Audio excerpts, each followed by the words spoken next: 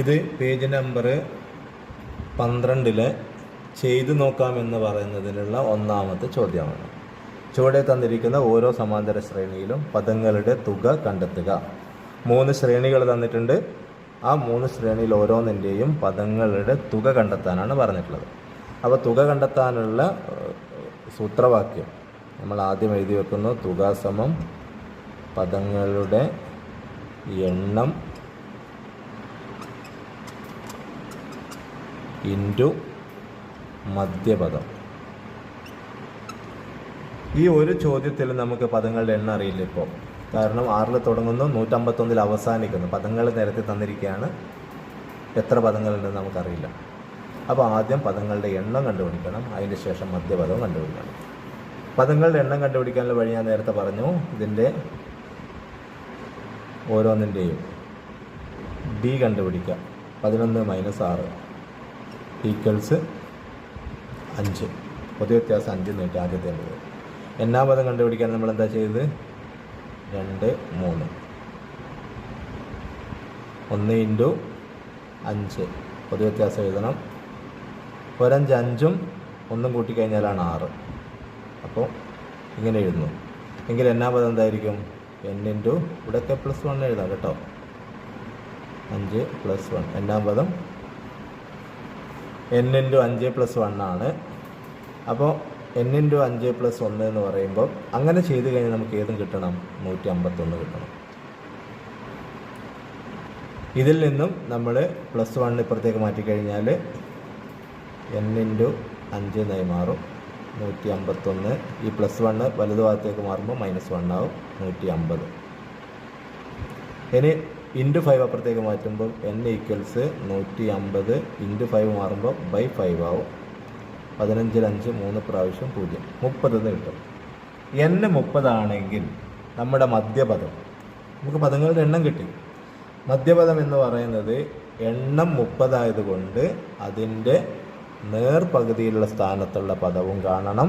കാരണം ഇത് ഇരട്ടസംഖ്യയാണ്. ഇരട്ടസംഖ്യ ആകുമ്പോൾ നമുക്ക് കൃത്യമായിട്ട് മധ്യത്തിൽ ഒരു പദം ഉണ്ടാവില്ല. അതുകൊണ്ട് മധ്യത്തിലുള്ള 2 പദങ്ങളെ കൂട്ടിപ്പിടിച്ച് അതിൻ്റെ ശരാശരി അഥവാ രണ്ടും കൂട്ടിയിട്ട് പകുതി കണ്ടുപിടിക്കലാണ് നമ്മുടെ മുന്നിലുള്ള വഴി. അപ്പോൾ അത് ഏതൊക്കെ സ്ഥാനങ്ങളാണെന്ന് അറിയണമെങ്കിൽ ഇതിൻ്റെ നേർപകുതി എത്രയാണ്? 15. 15ാമത്തെ പദമാണ് ഒരു പദം. പിന്നെ 16ാമത്തത്. അപ്പോൾ നമുക്ക് കണ്ടുപിടിക്കേണ്ടത് x15ഉം x16ഉമാണ്. x15 എന്നാണ് 15ാം പദം എന്നേ അർത്ഥമുള്ളൂ, അല്ലാണ്ട് വേറെ പ്രത്യേകിച്ച് അർത്ഥമൊന്നുമില്ല. 15ാം പദവും 16ാം പദവും കണ്ടുപിടിക്കണം.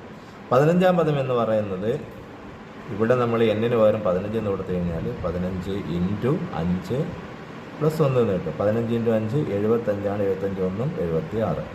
16ാം പദം കിട്ടണമെങ്കിലോ 15-ന് പകരം 16 കൊടുക്കണം. +1 ഈക്വൽസ് 16 × 5 80 ആണ്. 81 81. ഇപ്പോൾ നമ്മൾക്ക് എന്ത് കിട്ടി? 15ഉം 16ഉം പദങ്ങൾ കിട്ടി. ആ പദങ്ങളുടെ ശരാശരി കാണണമെങ്കിൽ 76 + 81/2 രണ്ടും കൂട്ടി പകുതി കാണണമെന്നാണ്. 1 6 7 8 7 15/2. 15-ൽ 2 7 പ്രാവശ്യമാണ്. 1 ബാക്കി. 17-ൽ 8 പ്രാവശ്യമാണ്. 1 ബാക്കി ഉണ്ടാവും. 0.5 കിട്ടും. അപ്പോൾ 78.5 ആണ് മധ്യപദം. അപ്പോൾ പദങ്ങളുടെ എണ്ണം എന്ന് പറയുന്നത് നമ്മളിവിടെ കണ്ടുപിടിച്ച് വെച്ചിട്ടുണ്ട്. 30 ആണ്. ഈക്വൽസ് 30 × മധ്യപദം ഇവിടെ കിട്ടി 78.5. ആ 30 × 78.5 ചെയ്താൽ എത്രയാണ് കിട്ടുന്നത്? അത് 3 8 3 5 15 ആണ്. 3 8 24 1 25 ആണ്. 21 2 23. 2355 എന്നാണ് ഉത്തരം കിട്ടുന്നത്.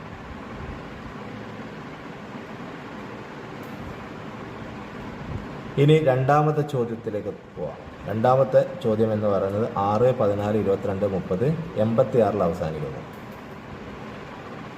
അവിടെയും പൊതുവ്യത്യാസം d ഈക്വൽസ് 14 - 6 8 കിട്ടും. ഇനി എന്നാം പദം കണ്ടുപിടിക്കുന്നതിന് വേണ്ടിയിട്ട് നമ്മൾ ചെയ്യുന്നു 1 × 8. പൊതുവ്യത്യാസം 8 ആണ്. ഒരെട്ട് 8-ൽ നിന്നും 6-ലേക്ക് എത്തണമെങ്കിൽ 2 മൈനസ് ചെയ്യണം.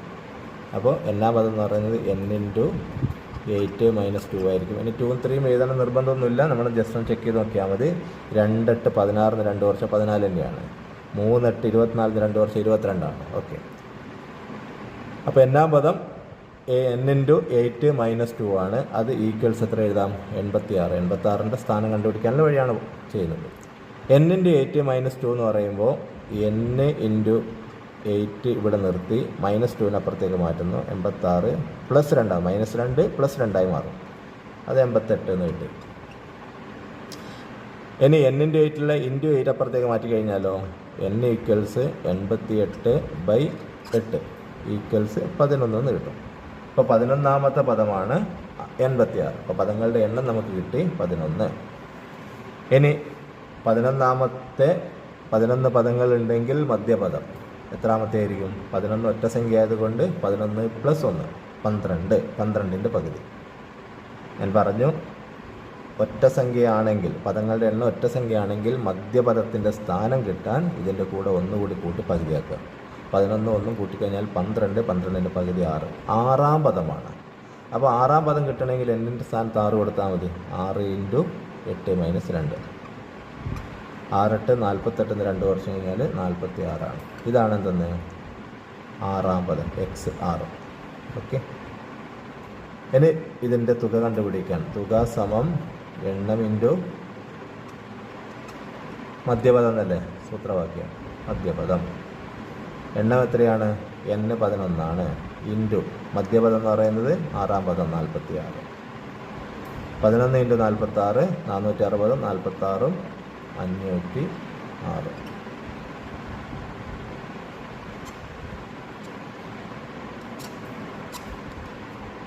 506 കിട്ടും. ഓക്കെ. ഇനി ഇതിലുള്ള മൂന്നാമത്തെ ചോദ്യത്തിൻ്റെ ഉത്തരം, അതായത് 3 ശ്രേണികളാണുള്ളത്. മൂന്നാമത്തെ ശ്രേണിയുടെ ഉത്തരം കണ്ടുപിടിക്കാനുള്ള ഇതിലേക്കാണ് പോകുന്നത്. പൊതുവ്യത്യാസം നേരത്തെ പറഞ്ഞ പോലെ തന്നെ പൊതുവ്യത്യാസം 10 മൈനസ് 4. 10 മൈനസ് 4 6 എന്ന് കിട്ടും. 1ാം പദം എങ്ങനെ കിട്ടുന്നു? 1 ഇൻറ്റു 6. 6 4ലേക്ക് എത്തണമെങ്കിൽ 2 മൈനസ് ചെയ്യണം അല്ലേ? 6 6 2 വർഷം കഴിഞ്ഞാലാണ് ആദ്യ പദമായ 4. അപ്പോൾ n ഇൻറ്റു 6 മൈനസ് 2 എന്നാം പദം കിട്ടും. ഇതാണ് x എന്ന്.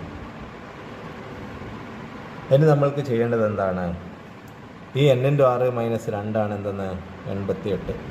അതൊരു എന്നാം പദമാണ്. ആ എന്നാം പദത്തിൻ്റെ സ്ഥാനമാണ് ഇനി കണ്ടുപിടിക്കാൻ പോകുന്നത്. അപ്പോൾ n ഇൻറ്റു 6 മൈനസ് 2 ഈക്വൽസ് 8 ആണെങ്കിൽ മൈനസ് 2 അപ്പുറത്തേക്ക് മാറിക്കഴിഞ്ഞാൽ പ്ലസ് 2 ആവും. അപ്പോൾ അത് 90 മാറും. അപ്പോൾ n ഈക്വൽസ് വേണമെങ്കിൽ ഒറ്റ സ്റ്റെപ്പിൽ തന്നെ എഴുതാം. n 88 plus 2 divided by into 6 minus 6 ആയിട്ട്. 88 2 90 ആണ്. 90ൽ 6 15 പ്രാവശ്യം ഉണ്ടാവും. അപ്പോൾ n ഈക്വൽസ് 15 എന്ന് കിട്ടി. n എന്താണ്? എണ്ണമാണ്. ഈ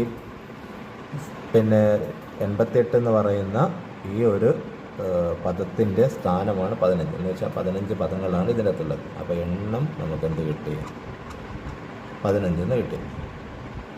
ഇനി മധ്യപദം കിട്ടണമെങ്കിൽ ഇത് ഒറ്റ സംഖ്യ ആയതുകൊണ്ട് എളുപ്പമാണ്. ശരാശരി ഒന്നും കണ്ടുപിടിക്കേണ്ട. 15 1 16. 16ൻ്റെ പകുതി 8. 8ാമത്തെ പദം കാണണം. x 8 കാണണം. ഇവിടെ n പകരം നമ്മൾ 8 കൊടുക്കുന്നു. Into 6 minus 2.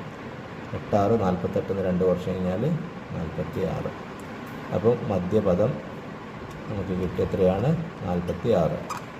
ഇനി തുക സമം എണ്ണം ഇൻറ്റു മധ്യപദം അല്ലേ? എണ്ണം ഇൻറ്റു മധ്യപദം ഈക്വൽസ് എണ്ണം 15 ഇൻറ്റു മധ്യപദം 46. 15 ഇൻറ്റു 46 എന്ന് പറയുമ്പോൾ എത്ര വരും? 460 230